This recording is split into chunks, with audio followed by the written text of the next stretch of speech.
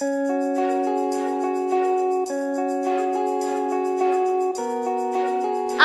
with Dr. Reju is a platform where we take a more in-depth and intentional look into various life issues and bring clarification so we can navigate our way through with knowledge. Join us on Patrice Radio as we take this journey to discovery. Do remember to follow, like, and engage us on Instagram at Patrice_radio and also on YouTube via Patrice Radio Live. Thank you.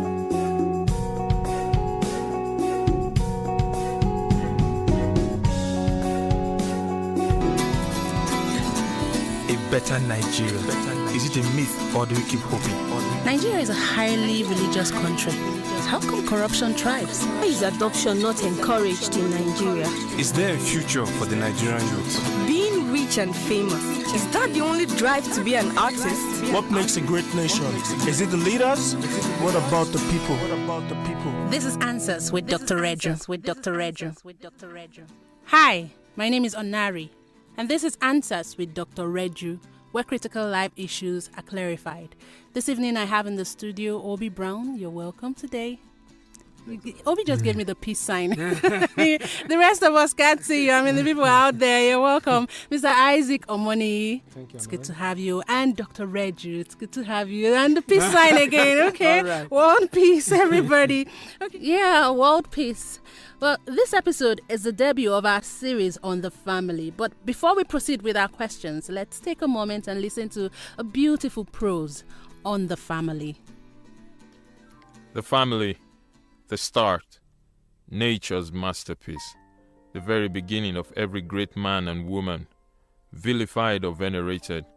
Call it a clan, call it a network, call it a tribe, call it a family. Whatever you call it, whoever you are, you belong to one. In the words of Michael J. Fox, family is not an important thing. It's everything. Long has it been said that the family is the smallest unit of society, but we hardly stop to ponder the significance of this truth. Being the smallest unit of our social harmony means that is where most of our formative behaviors and characters are entrenched. The family is a place of acceptance, nurture and training. The statement, "Show me your friends and I'll tell you who you are," is better said this way: show me your family and I'll know who you are. Political bodies, corporate entities, religious faith groups, and even countries who want to project a deep sense of harmony among their constituents call themselves family. When that is done, it means any issue will be treated with certain values, overseeing every decision taken, which must not be disputed against. No one will contest the rulership of those values. In a world full of turmoil, societal ills and uncertainty, the biological family is the one place values are enshrined and implanted in every individual. If impeccable character and attributes are to be possessed of an individual, there must be a family in the plan to make that a reality. Always bear in mind that healthy individuals within healthy communities are the core of healthy societies. Mother Teresa once asked a rhetoric, "What can you do to promote world peace?" Go home and love your family. Okay, today we are going to, let's just get straight to the question, Dr. Reju. A renowned psychologist, Dr. James Dobson, once said that the family is the cornerstone of society. Now, is this true? And then how so? Well, Dr. Dobson can't be more right, that the family is the cornerstone, is the foundation, is the life source of society. And everything that happens in society, good, bad, ugly, actually issues forth from the family. It is so, and more so, very so, for the fact that if society is made up of people, and people, come into this world through families, then, it goes without saying that, that the family is the cornerstone. Now, it is not just about families producing children. Family is the actual primary contact point for all manner of learning. in terms of education, especially the informal, which is most profound, in terms of the basics of relationship, the values that makes a well-rounded human being in terms of respect, in terms of discipline, in terms of those basic things that humans learn first. They are actually learned, or maybe unfortunately so supposed now, which is very tragic, interjection here into this whole sentence here. The family, once something is correctly set in the family, it can go forever. It will be correct. It's like the foundation of a home. If the foundation is defective, whatever you put on it, regardless of how good, if the foundation is not good, then whatever you build on that kind of foundation is it's not going to be good. So it needs to be said again and again that if society is going right, the family is doing something right.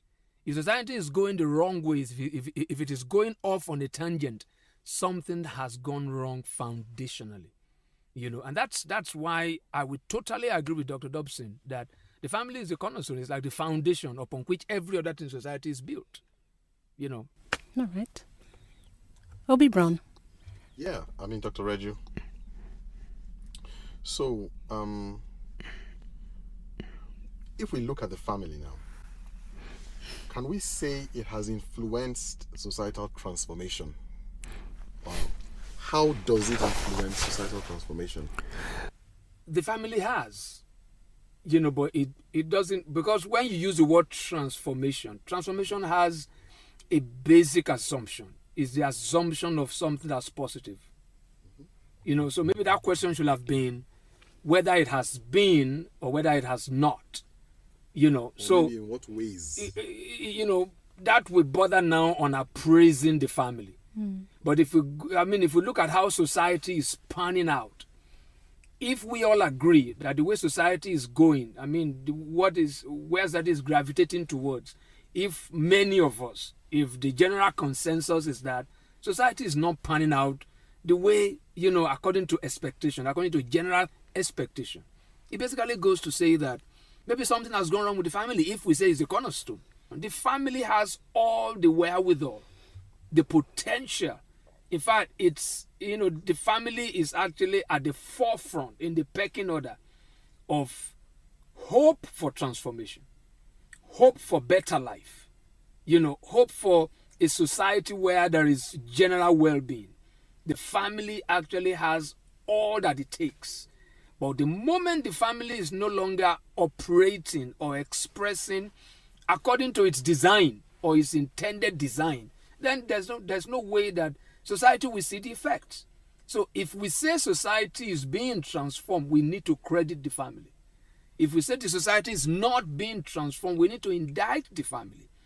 Because for everyone out there in respective positions, either economically, socially, education, whichever sector of society that you find people, they come from a family. And there's a way that they have been taught, they've been groomed, they've been raised by that family. That it affects the way they serve the interests of other people, the way they function in their offices. So the family is actually the major transforming agent in any society. So you either credit the family if society is, is turning out well, or you indict the family setup. If, in our culture, if somebody misbehaves outside, they send a message back home to your parents that you have not been, they won't indict your teachers. They won't indict your friends, especially in our African setting. We all have to understand that where to improve on if things are not really the way they should be is the family. If society is not being as it should, in the case of that indictment, we should go back to the family. Absolutely. Okay.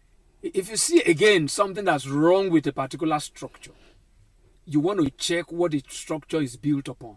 That's always where the problem comes from. Whatever kind of culture we respect, or traditions that we respect, that we hold maybe sacred, we learned it from the family. Let's talk about the traditional family now, where you have mother, father, uncle, or whatever. Especially in our own context, we need to add all that. There's really, in the original African context, there's nothing called the nuclear family. we've always had the extended family. I mean, if society is going to turn out well, we need to reposition the family to its proper place. We need to call the major players in the family, father, mother, uncle, elders, and children, everything, for them to be alive to their responsibilities. Okay. That's the way I will address that question. All right. Thank you. Mr. Almoni. Yeah. Well, Dr. Reju, and if I may ask this, what is the structure of a family? And how does this structure help in the promotion of a right thinking or a forward-moving nation? Structure of a family. Now, let's look at our basic African context, African Nigerian context, right? Because we are trying to address this question now in the midst of a pluralized, freedom-driven, liberation-seeking kind of world. But let's bring it home. Because if the home front is not properly placed, things that come to us will not know which one to accept, which one to discard, which one to resist. So if we're going to define the structure of family, we need to start from home. In the African Nigerian setting, a normal, a typical, maybe I should put it that way, a typical family is father, mother, and children. Father, mother, and children. And father, mother being the parents, the children being the offsprings in that particular, kind of relationship, and each one having his own roles. The father, the mother, the parent, they have that joint leadership. And fine, we know that, okay, the man is is the ultimate leader and all this. But for me, it's supposed to be a joint leadership, and they sort of set the standards.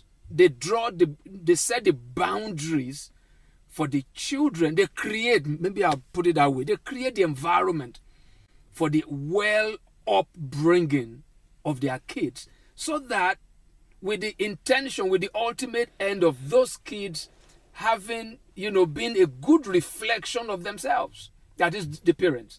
The parents want those kids to go out and, send back a good report, that they want the kids to be like them. They want, because the parents are the first teacher. Kids come with a heart like a blank sheet of paper. The parents are the one with the awesome opportunity of writing things which are indelible upon those hearts. Children naturally see their parents as the most powerful, as the most, the wisest, the most influential people in the world. So they naturally respect the parents' views.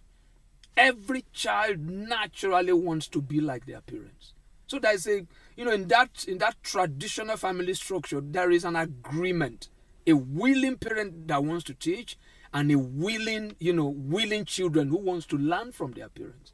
Maybe as we go on, we begin to look at some factors that might cause like a disconnect. But that is the traditional family structure. Children are being taught with the mind that these kids are going to be sent to the larger society, right? And they want to be sent so that they become value added, not a problem to society. Okay. So it's like that. If all families will be alive to these responsibilities, then society becomes better for it. Yeah. So can we say then that the values and norms we have in society have been primarily influenced by family? Absolutely. Values? Absolutely. And how can we sort of sustain this, promote it some more? It's a question of, number one, those who lead the family settings, now the parents, they need to be alive to that awesome responsibility. That whatever I put in this child's heart, it has the potential to affect, millions of people. Like I always tell some parents that you don't know who is under your roof. It might be the president of a bank tomorrow. It might be the president of a nation tomorrow. It might be the representative of this nation in the United Nations tomorrow. If we have that big picture in mind, while we talk to that little boy, that little girl, the way we do this will change. So how to sustain that is that families need, because there is a whole structure in the world right now that seeks to erode, the place of the family. It seeks to undermine the place of the family. And, tragically, the young ones are actually buying into that. And that's dangerous for society. So in sustaining it, parents need to know, constantly aware of this awesome responsibility. Nature bestows that authority on them, that responsibility on them, that assignment on them. So it's because I was chatting with a young girl some years back. She said that every child comes into a point in their growth process that season of their lives, is called parent hating season. That's when they hate parents. Yeah. I'll blame both. I won't place any blame on society. Because if the parents they've done something that is solid, that's profound to these kids, they've shown love, they've shown discipline in love, your child sees you angry, sees you loving, has a kind of a robust and well-balanced kind of mentoring, kind of upbringing. I don't think that season will ever come. Because society will always tell the child, at this time you are grown up. You don't need to listen to your parents again. What I've come to understand, growing up with my own parents, who happens to be a teacher, parents, natural parents, never believe their kids have grown. They never believe. They always, and I agree. I always believe that regardless of how old you are, there is still something, right, that you can learn from your parents. Nobody knows you like your parents. Nobody brings you into your real self, like the home front. So the moment society begins to undermine that, it's a recipe for chaos. By the time the effect of that undermining comes, everybody will be a victim. Like I said, in the course of this program, we might come to that point where we begin to identify some factors that might cause that disconnect between parents and their kids. But for now, how that is sustained, the onus rests on the parents to making sure that this is my responsibility. Nature bestowed this on me. If I lose it, we might be losing a whole generation. Yeah, and I like what you said about, writing on the heart. There's this story about Kate Middleton. Kate Middleton, that's the princess? Yeah, the Duchess of Cambridge. That her mother, and this was actually a gossip, another lady was gossiping to another lady saying that she always brought them up as if, she was preparing them for the palace or something. Whoa. And this lady was saying it in beef to the other lady, that she always brought them up as in all high and mighty and everything. And I don't think Kate's mother was actually saying, okay, eventually she'll marry a prince. She wasn't marry a prince. Yeah, I think she was just, in her own right, passing values, and proper upbringing to her child. And eventually it turned out to be what it is now. So absolutely. I really appreciate Exactly. Yeah, and to me, I just believe that, for example, in Nigeria, we don't have any kind of strong monarchy. But kingship, rulership, it's not just having a crown on your head. Every human being is wired, to be royal. I think we need to have a whole session where we talk about how to raise the female gender, especially the female folk. A lot depends on the female folk. If you see any marriage, it's because a woman said yes. All the man can do is to make a proposal. A proposal doesn't translate into a union. Somebody has to say yes. The person that says yes is critical. She must know what she's saying yes to. So taking that point is that the way you raise a female in a family is different from the way you raise a male. The female must have that sense, that high sense of worth. Not pride, but a sense of worth. The consciousness of her importance. That being a female, she's delicate. She's someone that needs to be handled with care. And you don't want to offer that kind of a wonderful creature. So just one rabble rouser somewhere. Yeah. So that's very important. That girly kind of thing, that royal kind of input has to be there. It doesn't mean that you are raising somebody, for every man wants to marry to a queen-like kind of person. Absolutely. All right. Yeah. Dr. Reggie, I've mentioned something, marry.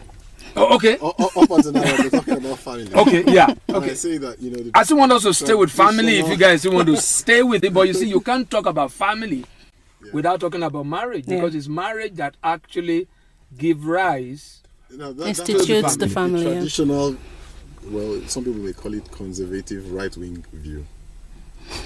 Now, I mean, because I don't know what right. Let me correct that. Conservative right-wing view. I don't think I, as a person, and by virtue of this program, we will not subscribe to that. You know, we want to look for that which is authentic, which is correct, which is accurate.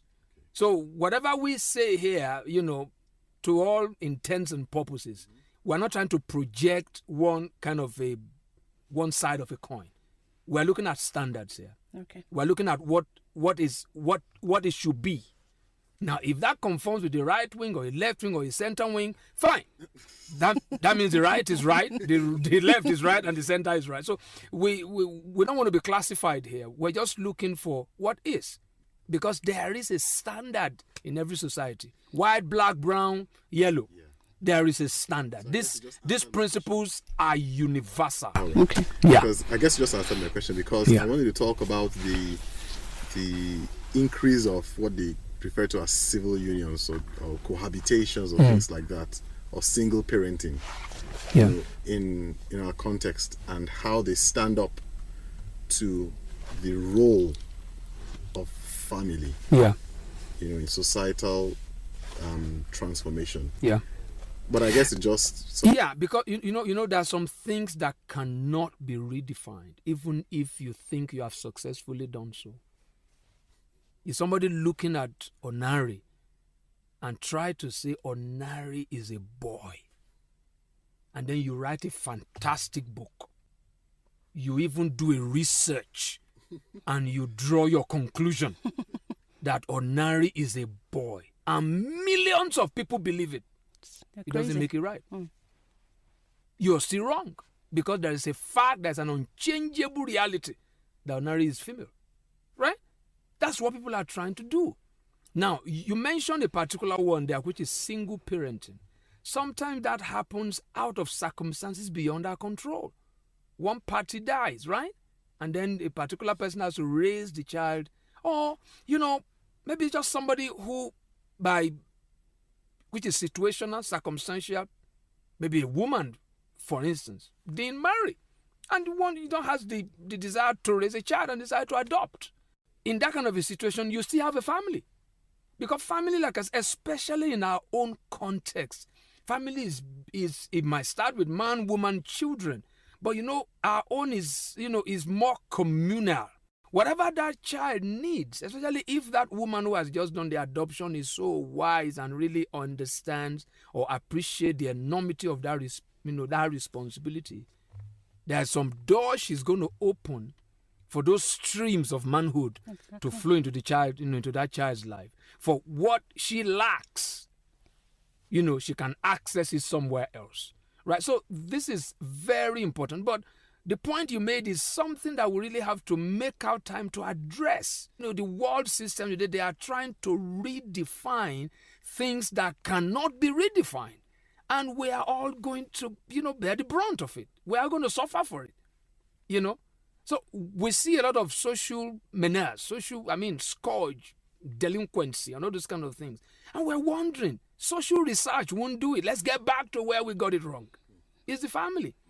Obi, you were saying. Yeah, Dr. Rejo was giving us a very fantastic answer to where I started about different views, civil unions, single parenting, polyganism, polygamy, polyandry, and all those kinds. Yeah. So at the beginning of this particular program, you mentioned pluralistic. Yeah. Yes. Yeah. Different thoughts, different worldviews, and all that. So I just want you to be able to establish the fact that what we say here, what you're saying here, it's not just our worldview. No, it's actually a standard. It's a standard. Yeah. Yeah. It's a standard because we can't stop people from having opinions. We can't stop people from trying to redefine stuff. But we have to also let them know that it's a fruitless effort to try and redefine. Like the example I gave about Onari being female. That's what people are trying to do. So when you have a society now, and we will do ourselves a big favor in Africa if we don't allow Western thoughts the liberal tendency, the quest for freedom in the Western world, to flow into our consciousness, right? We have something here, by virtue of my work. I've been in different cultures, and I've seen something that's unique to all. Everyone, when we are in our right senses, we basically value the same thing. It's only when we are trying to look for something that doesn't exist, and in the name of civilization, some people want to belong to the general, it doesn't matter how many people are wrong, it's still wrong. When it comes to standards of how society is built, which is the family being the foundation, it doesn't matter who holds a contrary view, right? They're wrong. Because over the years, centuries, we've seen today, anyone that enters into this world today has the entry point is a family.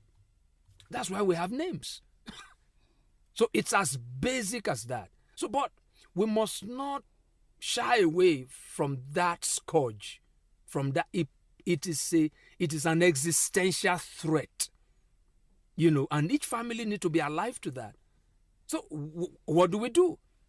From the cradle, children should be taught, the right things, so that, because there will be times in their lives when they will hear things contrary to what they've been taught. But how profound is that thing that they have been taught? So they must be able to, see that what they have been taught from home is the original, right? It is the standard with which you measure every other thing that people are saying outside there.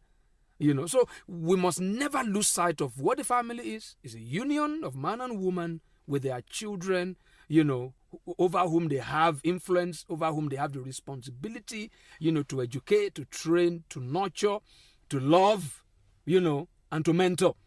If you go to a nation, if you go to Europe, maybe UK, for instance, there is a whole culture of knife crime, right? Of knife crime. It starts from home. Because at a time, there's a whole kind of culture that parents can discipline their children, right? And then you're wondering why there's knife crime. It starts from there. The primary policeman of a child is the parent. But when you create a kind of a culture where the parent shouts on the child and the child calls the police to come and arrest the parent, then it's gonna, it's not gonna. And we know that the whole world struggles with this thing now. But that's what's happening out there in our own culture where we don't have a police to call. What are we doing? But they can have those kind of things because through television, through all those kind of things, they can begin to build. So we have a television to contend with. We have the radio to contend with. We have books to contend because those are entry points of another kind of value system. So parents need to be alive to their responsibilities. Okay, we've run out of time on this episode, but this is so key for everyone listening. So that is where we'll continue. We'll continue right from this point next week. So keep a date with us on Answers with Dr. Reju. Join us again on Answers with Dr. Reju, where critical life issues are clarified.